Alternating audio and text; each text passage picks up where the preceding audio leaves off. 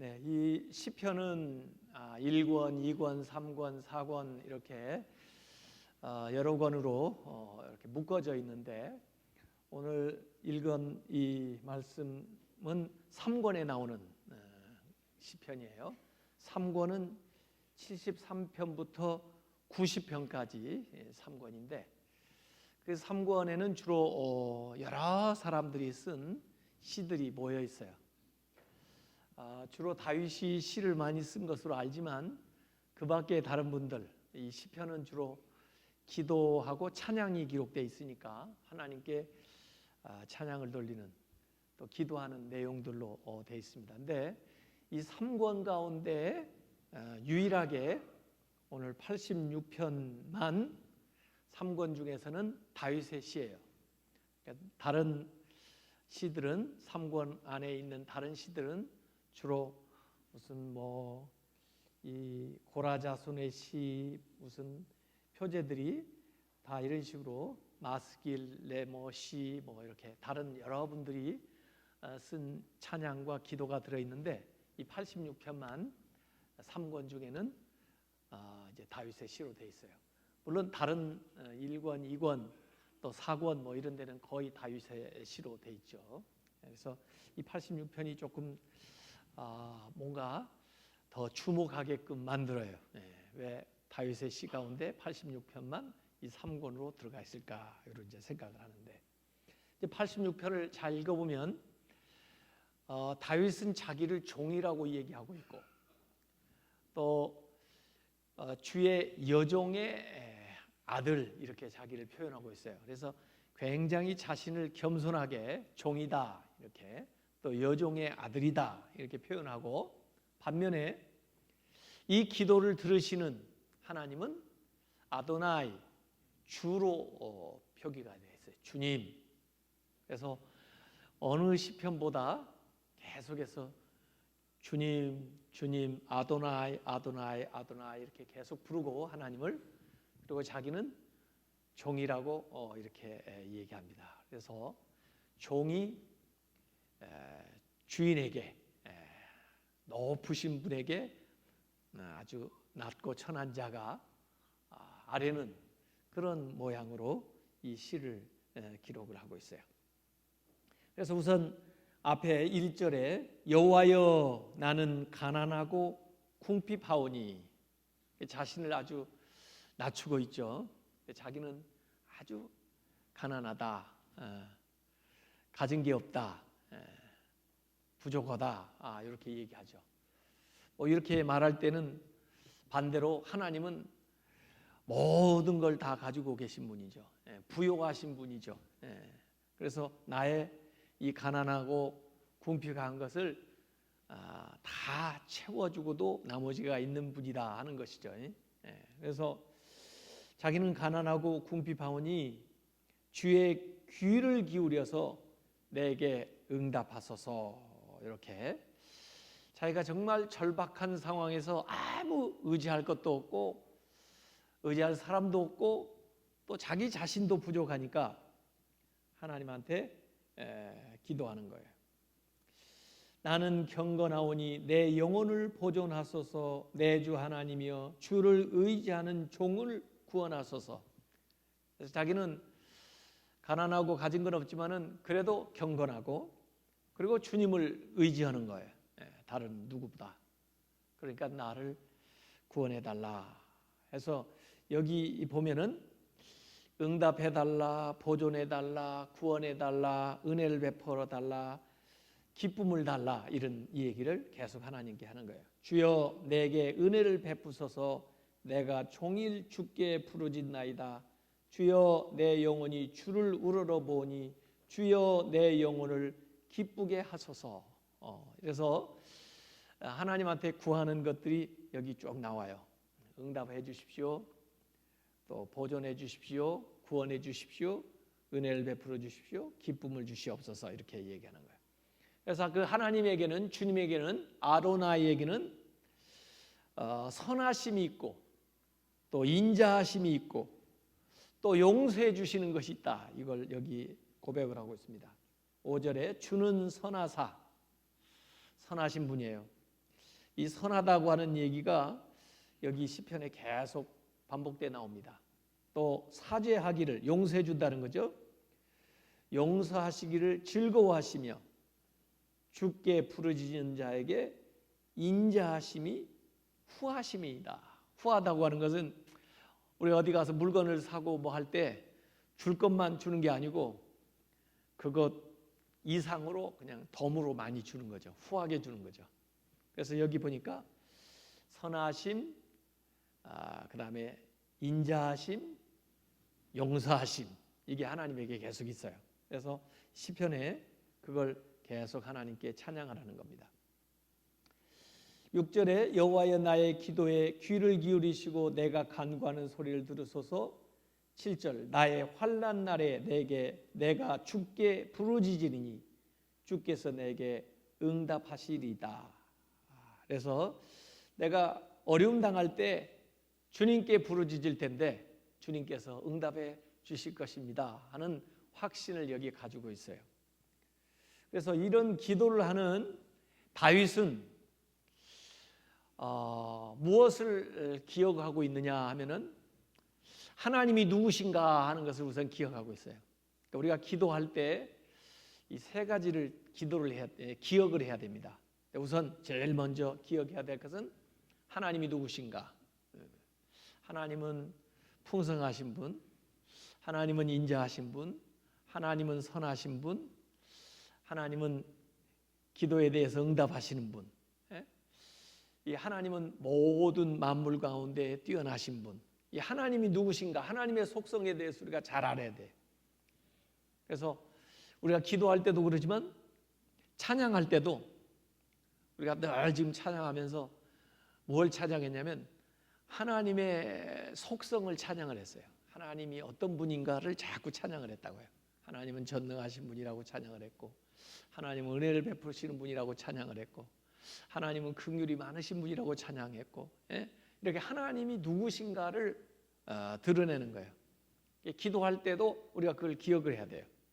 찬양할 때도 그 하나님의 속성을 이제 찬양하는 거고. 그래서 교회 안에서 우리가 그걸 자꾸 선포하는 겁니다. 그걸 기억을 할 때 이 기도가 아주 능력 있어지고 또 기도에 대한 확신을 우리가 가질 수가 있어요. 또 이 기도에 대한 응답의 확신을 우리가 어디에서 얻느냐 하면 두 번째는 하나님의 하신 일을 기억해야 돼요. 지금까지 하나님이 하신 일들을 기억하는 겁니다. 그래서 성경은 사실은 하나님이 하신 일들을 우리에게 기억시켜 주는 거예요. 그래서 출애굽 때 하셨던 일들, 또 성경의 인물들의 그 삶, 어려운 그 여건과 환경에서 역사하셨던 것들, 이런 것들을 자꾸 우리한테 상기시켜 주는 거예요. 그래서 우리가 찬양을 할 때도 하나님이 하신 일을 찬양하는 겁니다. 이 시편에도 하나님이 하신 일을 막 찬양해요. 저기 애굽에서 자기들을 구출하신 하나님, 홍해를 건너게 하신 하나님, 또 이 가나안에 들어가게 해주신 하나님, 풍성한 수확을 주신 하나님, 하여간 하나님이 하신 일들을 자꾸 찬양을 해요. 그걸 자꾸 상기할 때 우리가 기도에 대한 응답을 확신할 수가 있는 거예요. 그래서 우리가 기도할 때 하나님이 하신 일을 기억하라. 그 다음에 세 번째 기도의 확신, 응답을 우리가 받기 위해서 뭘 기억을 해야 되냐면 하나님의 약속을 기억해야 돼요. 하나님의 약속. 하나님 우리에게 약속해 주신 거, 하나님 말씀을 통해서 앞으로 우리에게 해주시겠다고 언약하신 그것을 기억하는 거예요. 그걸 자꾸 상기하는 거예요. 그래서 우리가 앞으로 은혜 안에서 승리할 것, 그리고 하나님이 우리에게 바라는 소원을 이루어 주실 것, 그리고 또 우리가 하늘나라에 가서 영광을 누릴 이런 것들을, 그 약속들을 기억하면서 기도하고 찬양하는 겁니다. 그래서 우리가 기도의 이 응답 확신을 얻기 위해서 이 세 가지를 기억해야 돼요. 하나님이 누구신가, 또 하나님이 하신 일, 하나님이 약속하신 일. 그게 사실은 다 우리 찬양대가 찬양하는 내용들이에요. 전부 살펴보면 그런 겁니다. 그래서 하나님은 이런 분이야. 그래가지고 하나님의 속성을 막 찬양을 하고, 그다음에 하나님은 이런 일을 하셨어. 그래가지고 하신 일들을 자꾸 뭐 십자가에서 또 부활하시고 또 뭐 이렇게 하신 일 자 찬양을 하고, 그다음에 약속하신 거, 주님이 오실 거라고는 약속, 또 우리가 하늘나라에 가게 될 약속, 뭐 이런 것들을 자꾸 찬양을 하는 거예요. 그걸 기억을 하면 할수록 우리가 기도할 수 있는 힘이 생기고, 또 기도를 하면서 마음속에 확신이 오는 거예요. 그래서 이런 하나님이니까, 이렇게 역사하셨으니까, 이렇게 약속하셨으니까 이 기도에 대해서 응답하시겠다, 이런 이제 확신 우리가 가지고 나가는 거죠. 자, 그렇게 해서 여기 나의 환난 날에 내가 주께 부르짖으오니 주께서 내게 응답하시리다. 주여, 신들 중에 주와 같은 자 없사오니. 주님 같은 분 없다 이거예요. 세상에 많은 사람들은 사실 신도 아닌데 그런 것들을 막 섬기죠. 근데 주님 같은 자 없사오니 주의 행하심과 같은 일도 없나이다. 주님이 행하셨던 일을 한 자 있으면 나와보라 이거예요. 없다 이거예요. 주여, 주께서 지으신 모든 민족이 와서 주의 앞에 경배하며 주의 이름의 영광을 돌리리라. 그래서 모든 민족이 와서 주님 앞에 영광 찬양을 돌립니다. 9절 10절 가만히 보면은 주님만이 하나님이십니다 라는 고백을 하는데, 이게 주님만이 하나님이시기 때문에 모든 민족이 나와서 주님 앞에 경배하면서 영광 돌리고 주의 이름 앞에, 10절에 같은 게 반복되는 것 같아요. 그 12절에 반복돼요. 12절에 주 나의 하나님이여 내가 전심으로 주를 찬송하고 영원토록 주의 이름의 영광을 돌리오리니, 이렇게 나오는 겁니다. 그래서 모든 민족들이 나와서 주님께 경배하고 이름에게 영광 돌리고, 또 나도 전심으로 주를 찬송하고 주의 이름에 영광을 돌리겠습니다, 그런 거예요. 그래서 나도 하나님을 찬양하고 모든 사람들도 하나님을 찬양하는 거죠. 그러니까 우리 모두 그 하나님의 하신 일들을 찬양하라는데, 왜?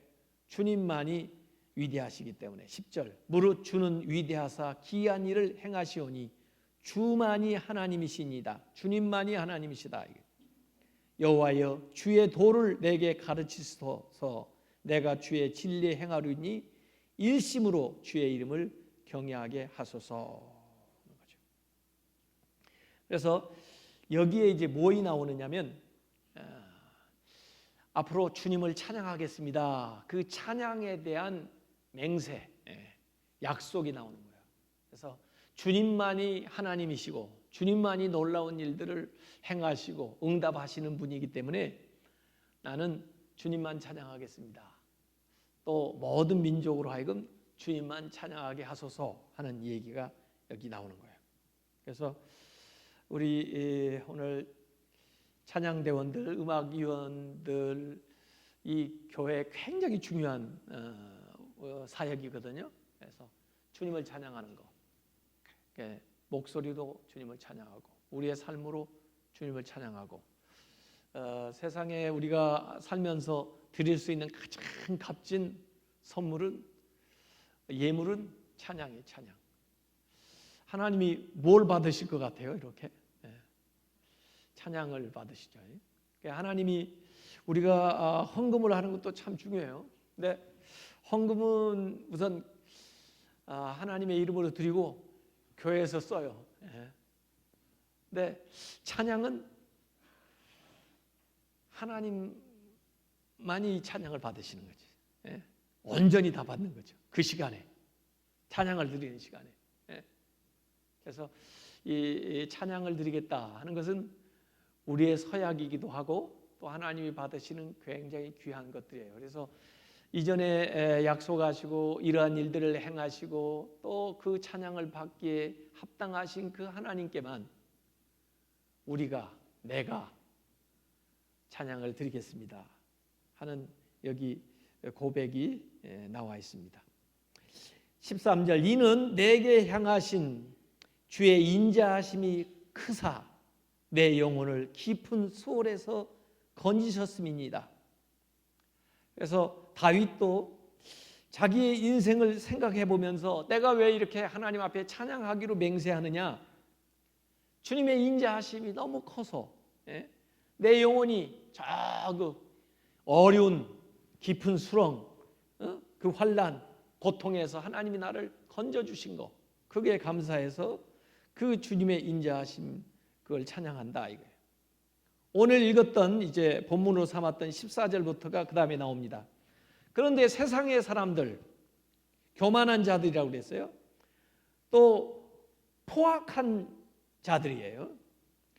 세상의 교만한 자들은 주로 누가 교만하냐면요, 하나님이 없다 하는 사람들이 교만한 자들이에요.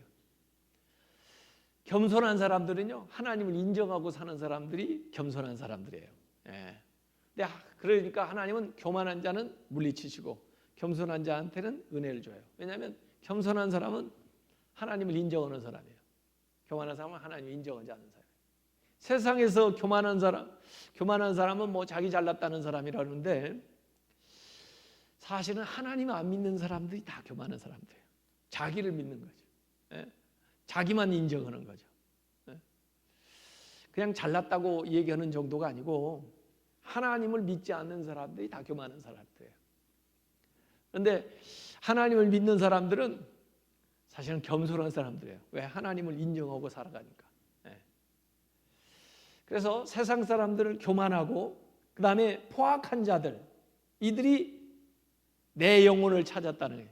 다윗을 죽이려고, 다윗을 어렵게 하려고 그렇게 혈안이 돼가지고 나오는 거예요. 이런 교만한 사람, 포악한 사람들은 어떤 사람이냐면 자기 앞에 주를 두지 아니하는 사람. 아까 말했잖아요. 하나님이 없어요. 자기 앞에 하나님이 없어요. 하나님을 두려워하는 것이 없어요. 그들의 인생에는 하나님을 인정하는 것이 없어요. 이런 사람들은 교만하죠. 이런 사람들은 악하죠. 그래서 이 다윗을 잡으려고 어렵게 했지만은, 그러나 주여, 주는 긍휼히 여기시며 은혜를 베푸시며 노하기를 더디하시며 인자와 진실이 풍성하신 하나님이시오니. 하나님의 성품에 대한 이야기잖아요. 하나님의 성품은 긍휼이 많고 은혜를 베풀어 주고 노하기를 더디하고 인자와 진실이 풍성하신 하나님. 아까도 이 기도할 때 항상 하나님의 성품을 붙들고 기도하는 거예요. 하나님이 하신 일을 상기하면서 기도하는 거예요. 하나님의 약속을 붙들고 기도하는 거예요. 그래서 다시 하나님 성품을 얘기하잖아요. 내게 돌이키사 내게 은혜를 베푸소서. 주의 종에게 힘을 주시고 주의 여종의 아들을 구원하소서. 은혜를 베풀어 주십시오. 힘을 주십시오. 구원해 주십시오. 제가 이 86편을 읽으면서 눈에 탁 들어왔던 단어는 17절에 나오는 거예요. 그래서 이 17절에 나오는 단어를 제가 오늘 말씀의 제목으로 삼았어요.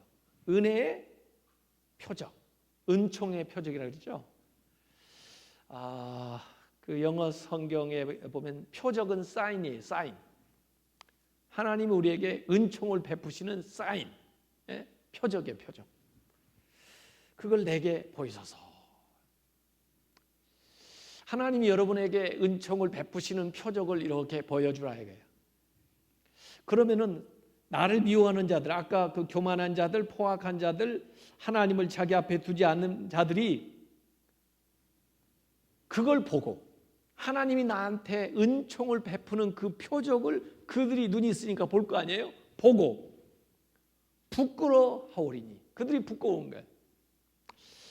자기들이 부끄러운 거예요. 이런 일이 누구에게 언제 있었나 하는 걸 한번 가만히 생각을 했어요. 우선 이삭이라는 사람이 우물을 파는데요. 블레셋 사람들은 아무리 파도 우물이 안 나와요. 근데 이삭이 파면은 우물이 나와요. 그런데 이 대적하는 자들이, 하나님도 두려워하지 않는 자들이 막 와가지고 억지를 쓰는 거예요. 우리 거야. 너 저리 가. 그래가지고 뺐어요. 그냥 억울하니까 싸울 법도 한데 이삭이 양보하고 그래, 그러라고 해. 그렇게 하고 또 가요. 거기는 진짜 우물 하나가 얼마나 귀한 데인데, 광야라 물을 얻기 힘든 데인데. 그런데 또 이삭은 다른 데 가서 파는데 우물이 또 나와요. 그러니까 이들이 다시 거기까지 쫓아와요. 가지고 이것도 일이네. 그래가지고 다른 데가 그래가지고 쫓아내요. 아유, 싸울만도 한데 이삭이 그래 하려면 해. 그리고 또 가서 또 우물을 파요. 그런데 또 우물이 또 나와요.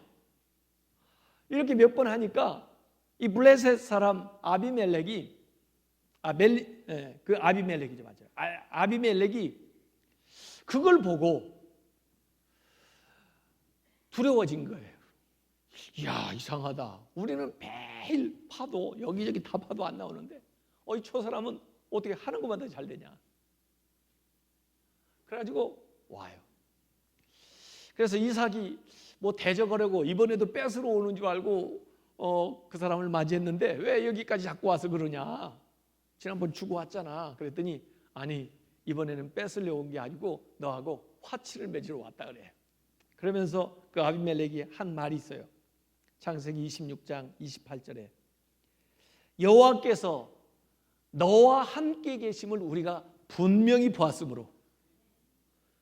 안 믿는 자들이 어떻게 볼까요, 하나님을? 안 믿는 자들이 어떻게 하나님을 볼까요?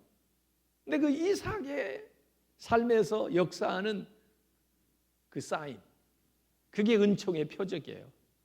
그 은총의 표적을 딱 본 거예요. 그러니까 부끄러워진 거예요, 자기들이. 야, 그리고 또 두려워진 거예요. 괜히 저 사람을 대적하고 어렵게 하고 그 땅에 안 좋게 지내다가는 하나님한테 우리가 혼나겠구나. 제 옆에는 누가 있구나.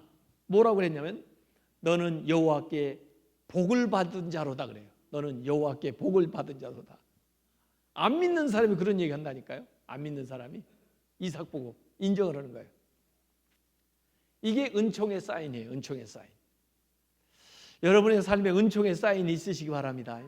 하나님이 분명히 여러분과 함께하는 사인.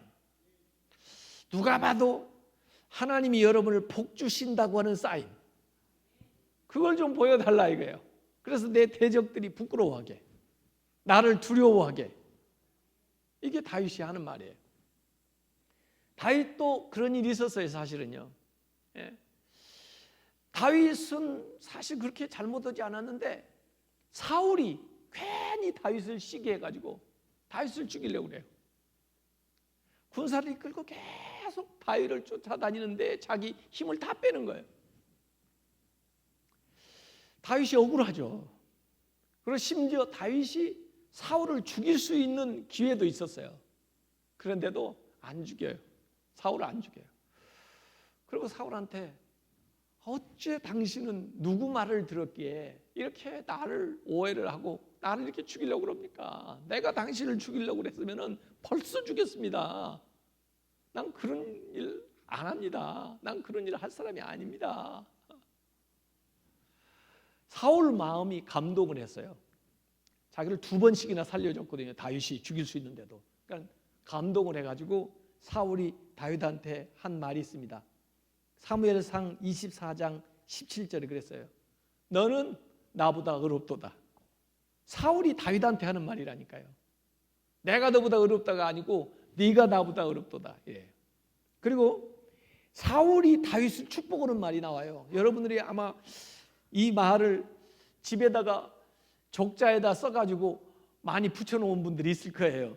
이건 사울이 다윗을 축복한 얘기예요. 그게 사무엘상 26장 25절에 나와요. 내게 복이 있을지로다. 내가 큰 일을 행하겠고 반드시 승리를 얻으리라.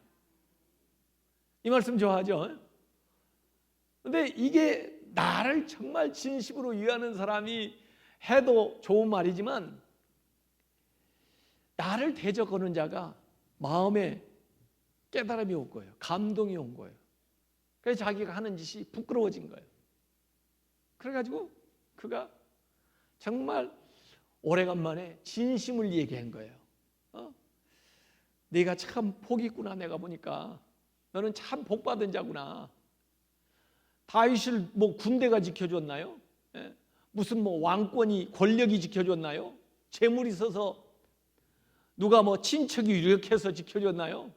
그런 게 하나도 없는데도 사울은 왕권을 가지고 군대를 움직이는데도 다윗을 어떻게 못하잖아요. 그러니까 네가 참 복이 있다 그러잖아요. 그리고 네가 큰 일을 행하겠고 반드시 승리를 얻으리라 그랬어요. 그렇게 되잖아요. 뭘 본 거예요? 사울이 다윗한테 은총의 사인을 본 거죠. 은총의 표적을 본 거예요. 제가 여러분에게 묻고 싶은 거예요. 여러분이 예수 믿으면서 지금까지 하나님이 여러분에게 준 은총의 사인이 있습니까? 그게 뭡니까? 은혜 주는 표적.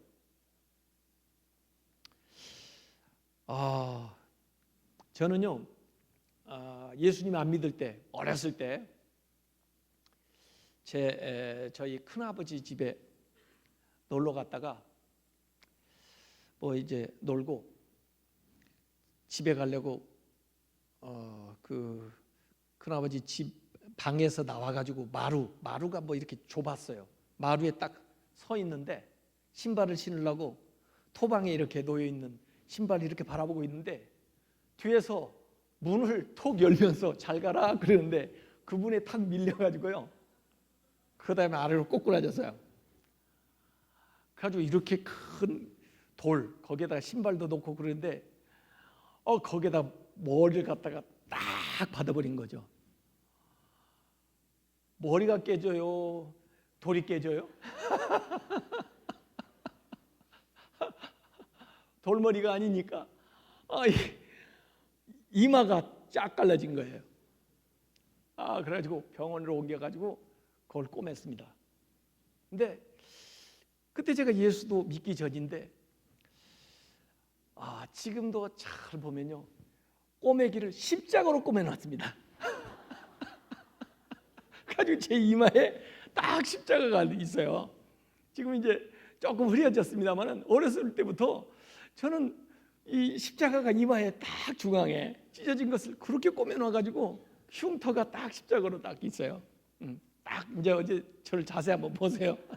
십자가가 딱 있어요. 제가 그때는 몰랐는데 나중에 예수 믿고 나서 제가 딱 거울에 저를 볼 때마다 아이고 하나님이 나를 이렇게 인쳤나 보다.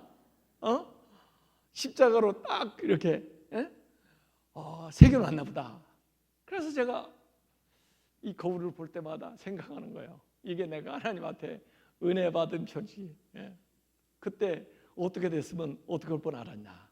그래도 하나님이 나를 보호해 주셔서 여기다가 그냥 십자가를 하나 새겨주고 끝냈지. 그 지금도 정신이 뭐 이상하지 않잖아요.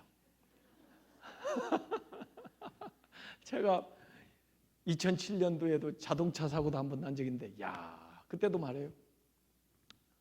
머리를 딱 바꾸는 정신을 잃었어요. 정신을 잃지 않았으면요, 그랬으면 오히려 자동차 핸들이고 뭐 조작을 해가지고 더 큰일 났을지 몰라요. 근데 정신을 탁 잃었는데 나중에 경찰이 와서 깨우기 내 일어나 보니까 난리가 났어요. 차가 다 부서지고 피가 나고. 그래가지고 운전석 쪽으로 빠져나오지를 못하고 조수석 쪽에 끌어내가지고 그 다음에 앰뷸런스 타고 가는데 이렇게 누우면서 보니까 말이에요. 사람들이 쫙 나와서 구경을 하고 있는데 이상하더라고요.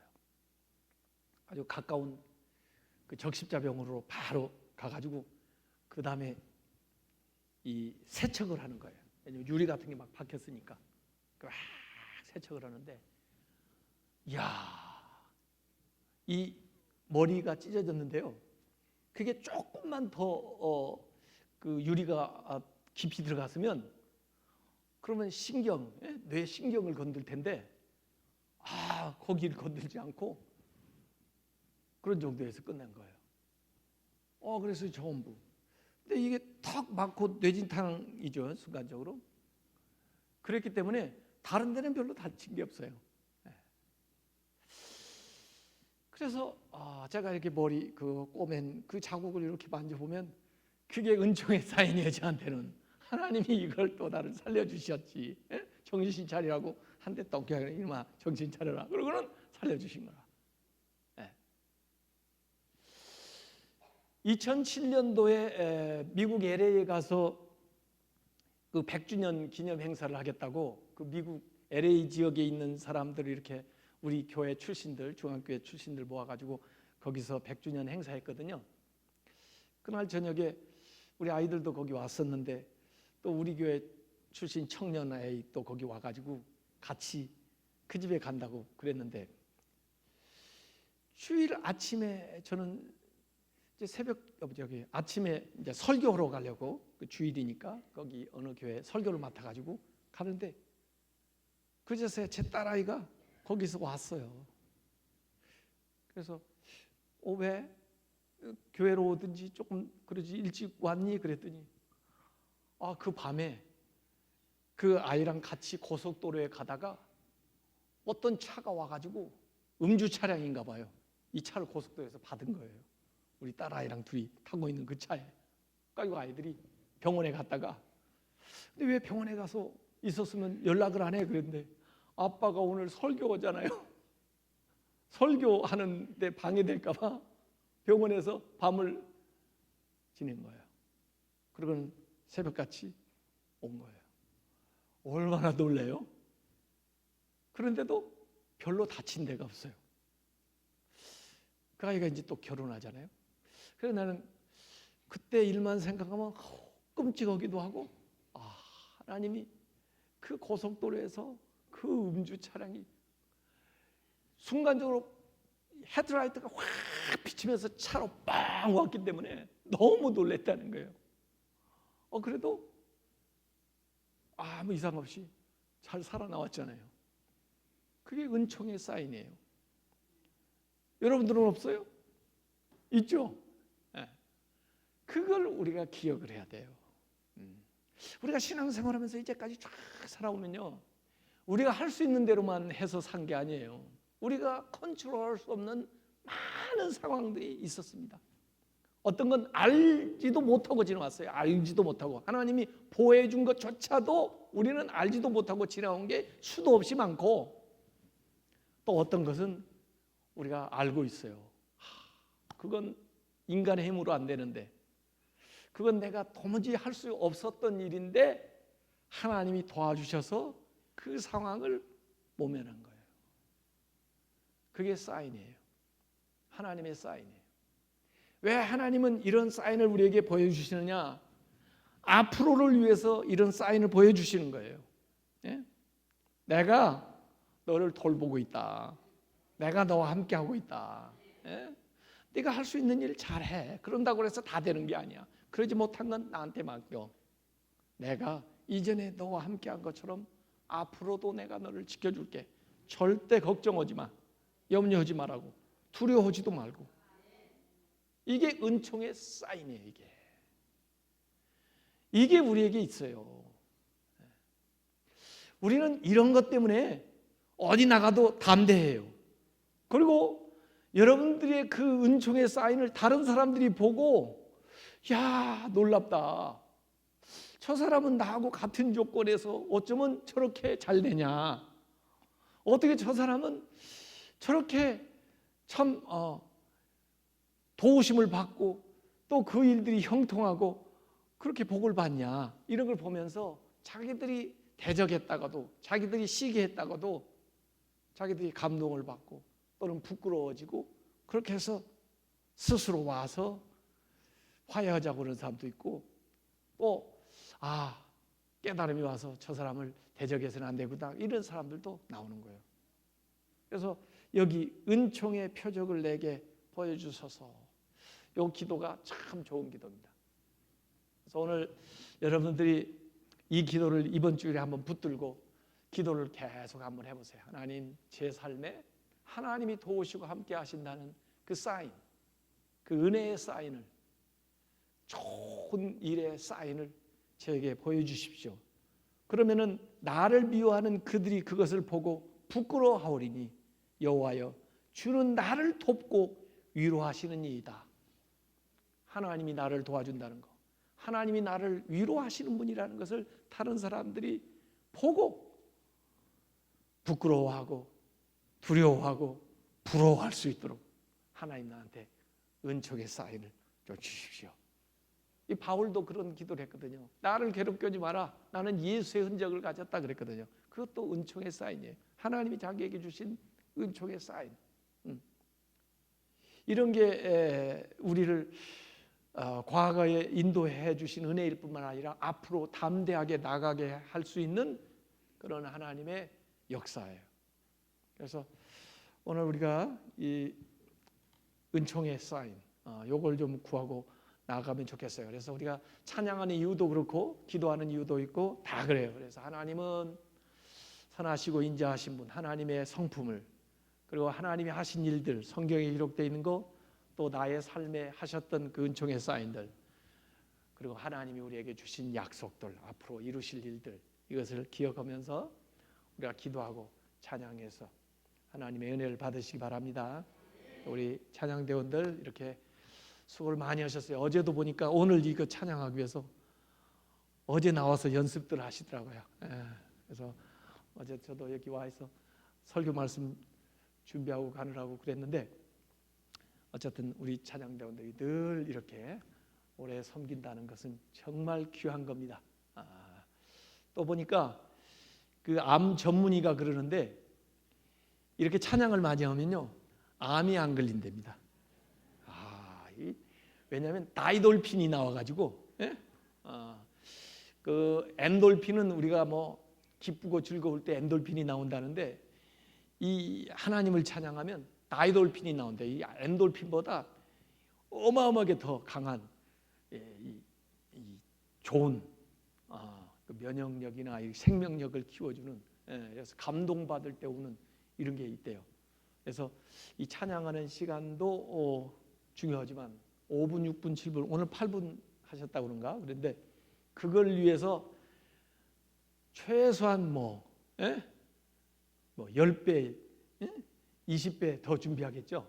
근데 준비하는 것 자체가 하나님께 드리는 찬양이에요. 그래서 우리가 이 찬양하는 그 시간 통해서 하나님께 영광 돌리고 또 우리가 은혜를 받는다. 그 일에 여러분들이 애쓰시고 또 애쓰신 것에 하나님이 복을 내려 주시기를 주님의 이름으로 축원합니다.